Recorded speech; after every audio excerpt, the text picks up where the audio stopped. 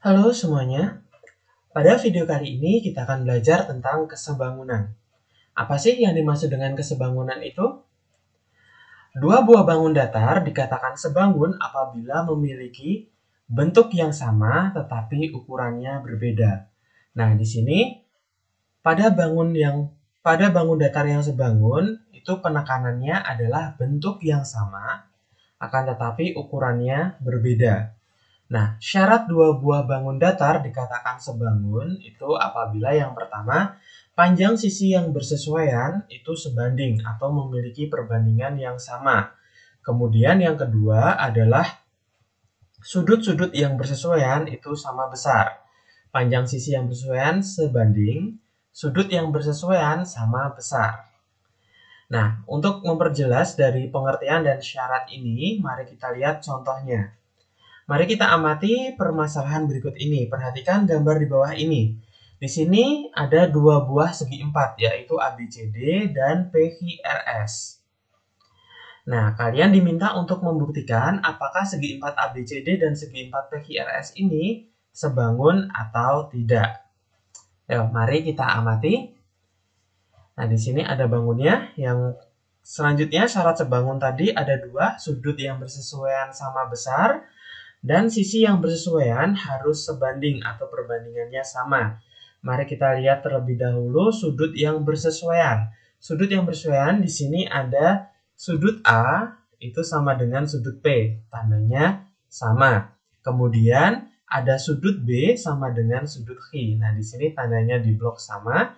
Kemudian ada sudut C itu sama dengan sudut R. Nah, di sini besarnya sama karena di sini ada tanda noktahnya atau titik hitamnya. Kemudian yang terakhir jelas yaitu sudut D sama dengan sudut S. Jadi semua sudut yang bersesuaian itu sama besar. A sama dengan P, B sama dengan Q, C sama dengan R, D sama dengan S. Kemudian syarat selanjutnya adalah kita menentukan sisi yang bersesuaian. Sisi yang bersesuaian harus sebanding. Nah, maksud dari sebanding itu seperti ini. AB itu bersesuaian dengan PQ. Letaknya sama. Nah, kemudian kita masukkan panjang sisinya.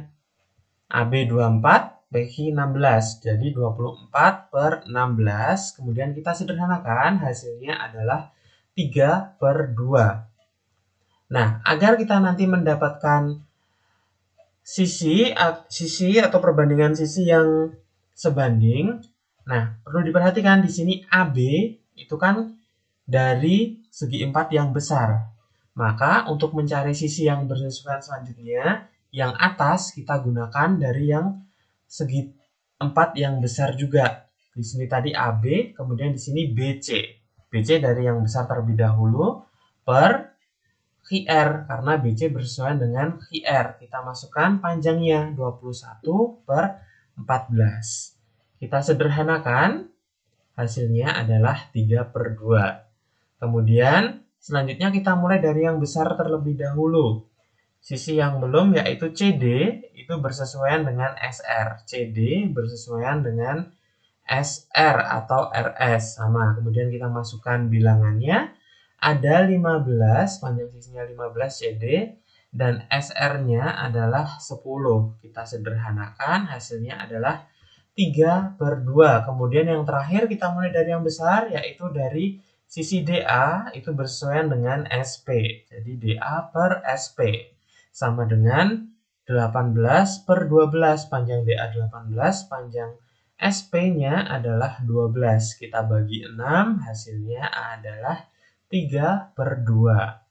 Nah, ini bisa kita tuliskan jadinya AB per PQ itu kan sama dengan BC per QR, sama dengan CD per SR, sama dengan DA per SP. Nah, perbandingannya itu sama, yaitu 3/2 atau 3/2. Jadi, semua sisi yang bersesuaian itu sebanding, perbandingannya sama. Nah, dari kedua uraian tadi, kan dapat disimpulkan semua sudut yang bersesuaian sama besar, dan sisi yang bersesuaian itu sebanding. Maka dapat disimpulkan segi 4 ABCD yang sebelah kiri ini sebangun dengan segitiga PQRS. Nah, segi 4 ABCD sebangun dengan segi 4 PQRS, atau bisa kita tuliskan ABCD. Nah, ini adalah tanda sebangun dengan PQRS. Baik, selanjutnya adalah tentang kesebangunan pada segitiga. Nah, syarat dua buah segitiga dikatakan sebangun jika memenuhi salah satu syarat berikut ini.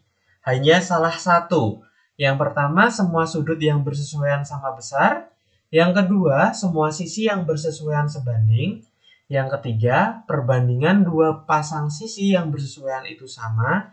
Dan besar sudut di antara sisi-sisi itu sama besar. Nah, kalau dalam segitiga, hanya salah satu dari ketiga syarat ini. Bisa sudutnya, bisa sisinya, atau perbandingan dua pasang sisi yang bersesuaian sama dan besar salah satu sudut di antara sisi itu sama besar. Nah, agar lebih paham dalam memahami syarat kesebangunan pada segitiga ini, kita lihat contoh berikut ini. Perhatikan gambar di samping. Pada gambar di samping diketahui sisi AB sejajar dengan sisi ED. AB sejajar dengan ED. Nah, buktikan bahwa segitiga ABCD yang atas ABC itu sebangun dengan segitiga CDE. CDE. Kemudian kalian diminta juga untuk menentukan sisi-sisi yang bersesuaian. Nah, di sini tidak diketahui besar sudutnya dan tidak juga diketahui panjang sisinya. Kalau seperti ini, yang pertama kita harus buktikan dulu bahwa segitiga ABC itu sebangun dengan segitiga CDE. Nah, di sini yang perlu kalian perhatikan adalah ada garis sejajar AB dengan ED tadi sejajar, kemudian kedua garis itu dipotong oleh satu garis transversal atau satu garis lurus. Nah, di sini jadi yang diketahui adalah sudut A itu akan sama dengan sudut D karena merupakan sudut dalam berseberangan. Nah, apabila kalian lupa tentang nama sudut dalam berseberangan ini, kalian bisa buka lagi catatan atau materi yang ada di kelas 7 dulu tentang garis dan sudut. Kemudian ada sudut B itu sama dengan sudut E. Ini juga merupakan garis sudut dalam berseberangan. Nah, kemudian yang terakhir adalah sudut C itu sama dengan sudut C juga. Nah, C di sini adalah ACB itu sama dengan DCE. Nah, ini adalah sudut yang saling bertolak belakang. Sudut yang saling bertolak belakang itu besarnya sama. Sudut yang letaknya di sini, yang atas, dan yang bawah ini besarnya sama. Itu namanya sudut yang saling bertolak belakang. Nah, berdasarkan uraian di atas, dapat disimpulkan bahwa segitiga ABC yang atas itu sebangun dengan segitiga CDE yang bawah karena memenuhi salah satu syarat yaitu semua sudut yang bersesuaian itu sama besar. Nah, ketiga pasang sudut yang bersesuaian ini besarnya sama. A sama dengan D, B sama dengan E, C sama dengan C. Seperti itu. Nah, bagaimana penerapan dari kesebangunan ini? Mari kita lihat beberapa contoh berikut ini. Contoh yang pertama, perhatikan gambar di samping. Jika trapesium ABCD sebangun dengan trapesium AGFE. Tentukan panjang FE, AB, dan BG. Nah, mungkin di sini gambarnya ada dua trapesium tapi digabung menjadi satu. Nah, ini pisahkan kedua trapesium ini agar lebih mudah dalam menentukan sisi-sisi yang bersesuaian. Nah, mari kita pisahkan trapesium ini, kedua trapesium ini, menjadi trapesium A, B, C, D, dan E, A, G, F. posisinya sudah sama sehingga dapat. Nah, tadi kan udah diketahui kalau ABCD dengan AG FE itu kan sebangun. Maka perbandingan sisi-sisi yang bersesuaian, yang pertama ada AB. AB yang berdiri ini bersesuaian dengan AG karena posisinya sama. Kemudian BC itu bersesuaian dengan GF.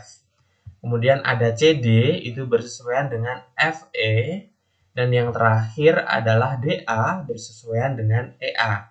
Nah, dari keempat pasang sisi ini, ada salah satu pasang yang dua sisinya diketahui, dua panjang sisinya diketahui, yaitu BC dengan GF. BC dengan GF. Nah, BC dan GF ini nanti akan menjadi patokan dalam kalian menghitung atau menentukan panjang sisi-sisi yang belum diketahui. Nah, seperti apa yang saya maksud tadi, kita lihat sekarang. Nah, kalian diminta untuk mencari panjang FE. Mencari panjang FE. Nah, FE ini perbandingannya adalah CD per FE. Nah, di sini kalian akan nyari FE. Berarti FE kita taruh di atas. Nah, FE itu kan bersesuaian dengan CD. FE bersesuaian dengan CD, berarti FE per CD. Nah, ini kita balik. Dari CD per FE, kita balik jadi FE per CD. Kemudian, patokan untuk menghitungnya tadi adalah BC per GF. Tapi di sini kan FE dimulai dari yang kecil, dari trapesium yang kecil terlebih dahulu, berarti ini juga harus kita mulai dari yang kecil terlebih dahulu, yaitu GF. Berarti kan tadi yang untuk menghitungnya tadi kan BC per GF, berarti kita balik juga. Jadi GF per BC. GF itu bersesuaian dengan BC. Jadi kita balik perbandingannya. Kalau sudah kita masukkan bilangannya, FE kan belum diketahui, CD adalah 8, CD itu 8, kemudian GF 12, BC 16. Nah, berarti 12 per 16. Nah, kalau seperti ini menghitungnya, FE kan tidak bisa dibagi dengan 8. Maka 8 ini kita pindah ruas ke sebelah kanan, itu dari bagi berubah menjadi kali. Berarti 12 per 16 dikali dengan 8. Kita sederhanakan, kita bagi 4, berarti 3 per 4 dikali dengan 8. Nah, ini 8, kita sederhanakan lagi dengan 4. Hasilnya adalah 2. Jadi, tinggal 3 dikali dengan 2. Hasilnya adalah 6 cm. Selanjutnya, kita akan menentukan panjang AB. Nah, AB di sini itu bersesuaian dengan AG. Nah, AB per AG. Sini AB per AG sama dengan patokannya yaitu BC per GF. Nah, di sini tidak dibalik karena AB di sini kan dari yang besar. Kemudian BC juga sudah besar, jadi tidak perlu dibalik. Kemudian kita masukkan angkanya. AB belum diketahui, kemudian AG adalah 15, berarti AB per 15 sama dengan BC per GF. BC panjangnya 16, GF 12, berarti 16 per 12. Kemudian 15 ini kita pindah ruas ke sebelah kanan, jadi kali 16 per 12 kali dengan 15, kita sederhanakan terlebih dahulu, jadi 4 per 3, kemudian 15 kita bagi dengan 3, yaitu 5. Jadinya AB sama dengan 20 dari 4 dikali dengan 5. Kemudian yang ketiga, kita akan menentukan panjang BG. Nah, dari dua segitiga yang dipisah ini, BG kan tidak ada. Nah, kita kembali ke gambar yang ada di soal. BG itu letaknya ada di sini. Ada di bagian yang berwarna biru. Di bagian ini, kemudian BG itu kan berada di garis AB. Kemudian BG kita dapatkan dari AB dikurangi dengan AG. Panjang AB tadi adalah 20, kemudian AG adalah 15. Berarti panjang BG adalah 20 kurangi 15, jadinya 5 cm. Contoh yang kedua, perhatikan gambar berikut.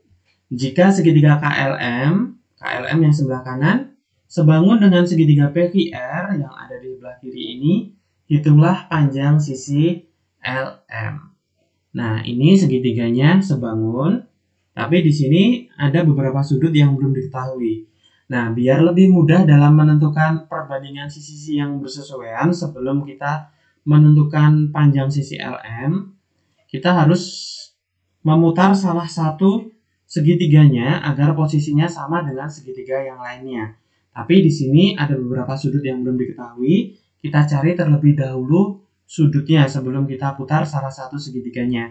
Nah, di sini yang belum diketahui adalah sudut K dan sudut Q. Nah, dalam satu segitiga itu kan besar sudutnya 180 derajat.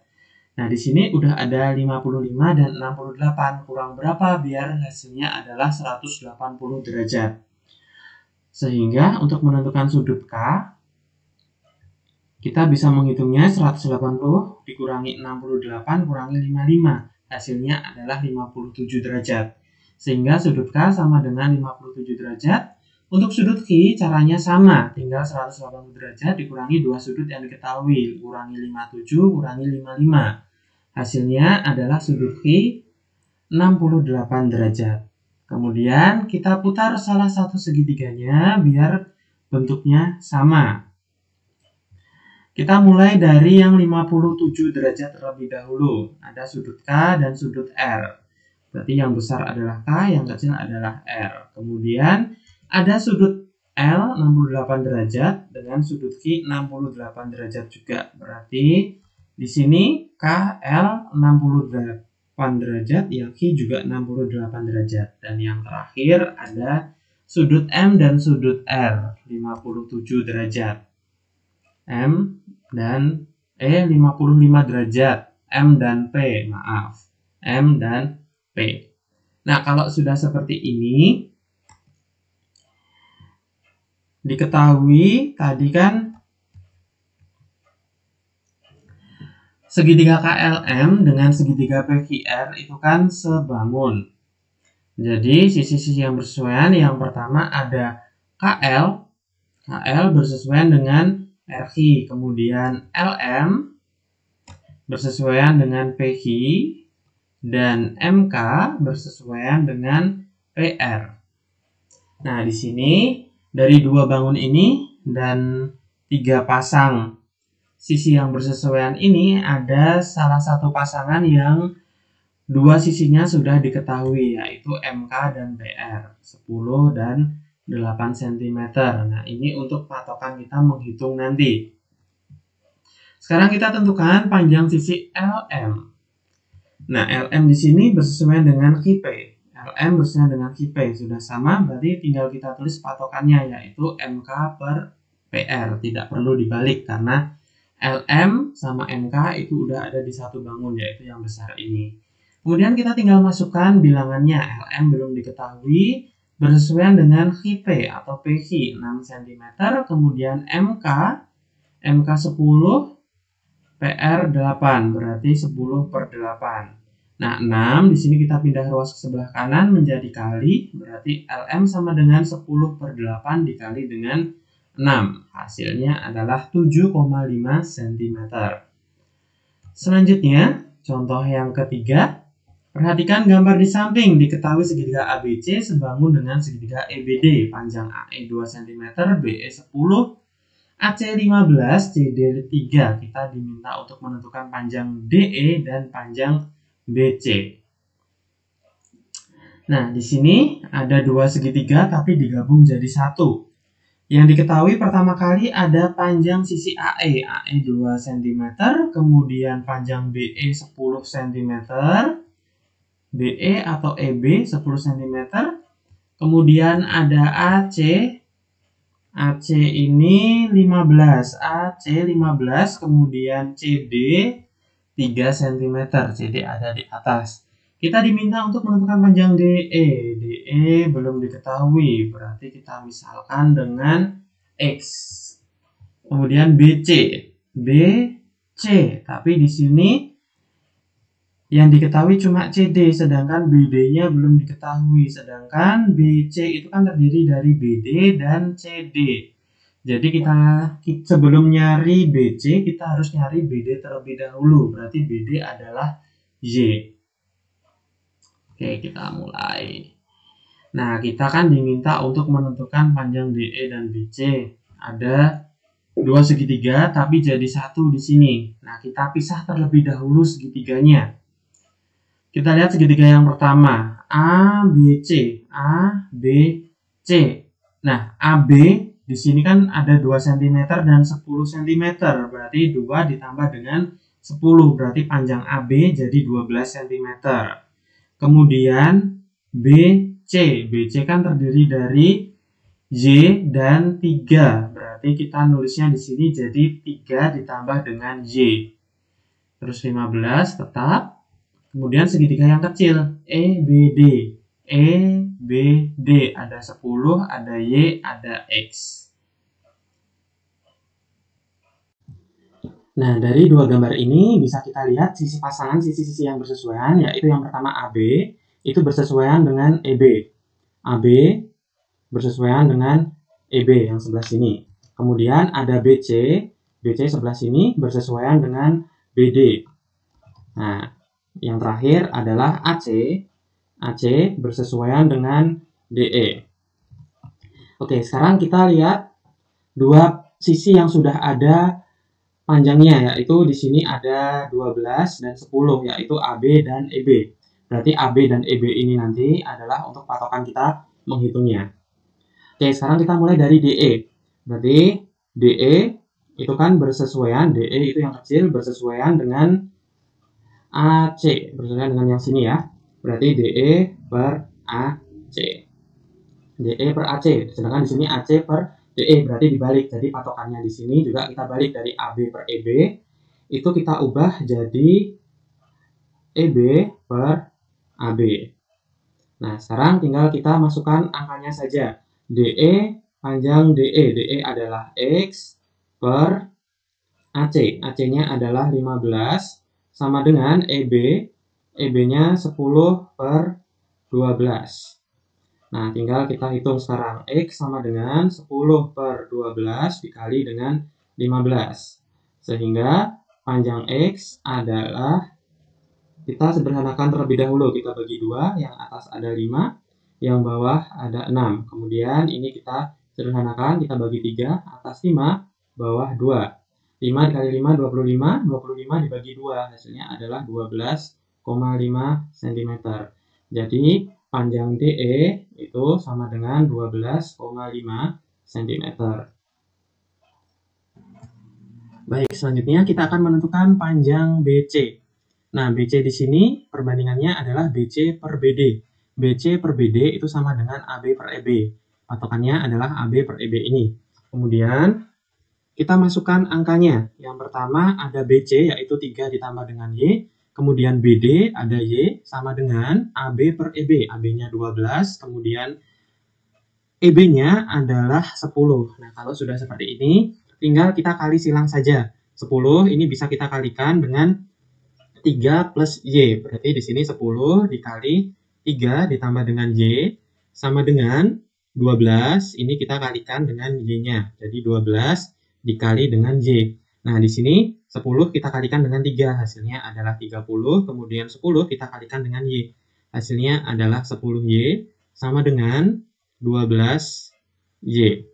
Nah, kalau sudah, tinggal kita pindah ruas saja. Di sini 30 sama dengan 12Y, 10Y kita kelompokkan dengan 12Y. 10-nya positif, pindah ruas menjadi negatif. Berarti di sini kurangi 10Y, berarti di sini 30, sama dengan 12Y kurangi 10Y adalah 12Y, sehingga Y sama dengan 30 dibagi dengan 2. Berarti Y sama dengan 15 cm. Nah, di sini Y-nya adalah 15 cm. Berarti untuk menentukan panjang BC di sini besarnya adalah 3 plus Y. Berarti 3 plus Y. 3 ditambah dengan Y-nya tadi 15. Berarti 3 tambah 15 hasilnya adalah 18 cm. Berarti panjang BC adalah 18 cm. Terima kasih telah menonton video ini. Semoga video ini bisa bermanfaat bagi kalian semua. Jangan lupa untuk like, komen, dan subscribe channel ini. Terima kasih dan selamat belajar.